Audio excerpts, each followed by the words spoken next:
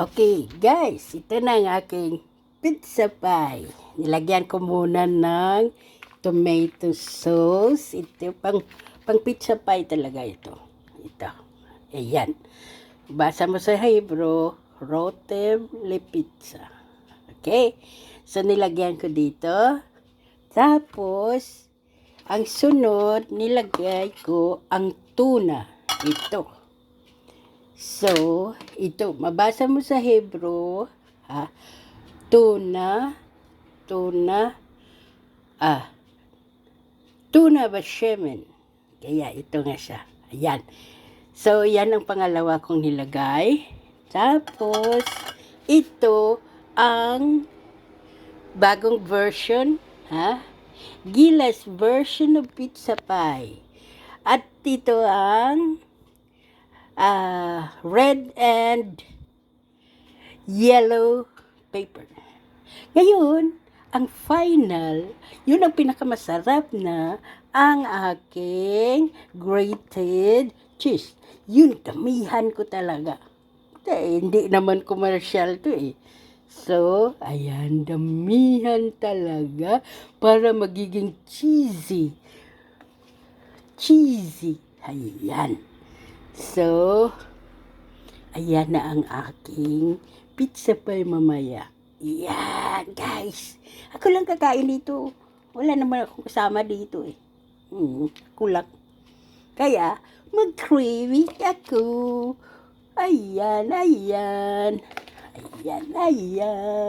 So, lahat to cheese na ito. Lagay natin ito. Ito talaga. Okay. Tapos, i-level lang siya. I-level lang siya. Tapos, kailangan malinis dito bago ko buksan. Ilinis ko muna ito para hindi siya masunog mamaya. Okay. So, ginisit ko na ito sa 180. Kasi madali lang ito. Ang instant pizza pie machine ko. Ayan.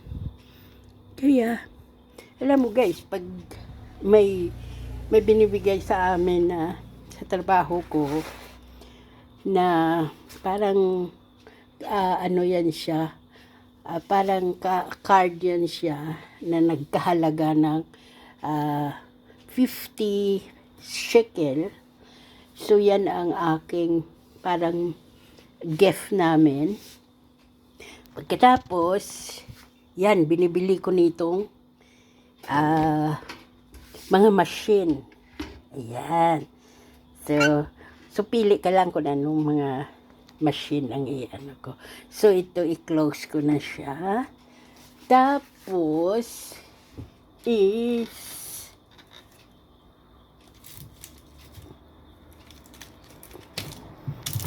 ayan. Ilagay ko na siya sa ayan. Tapos i-set ko na siya sa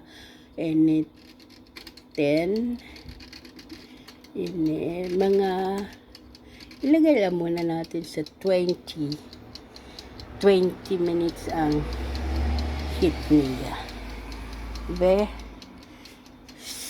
So tingnan natin. Ito na.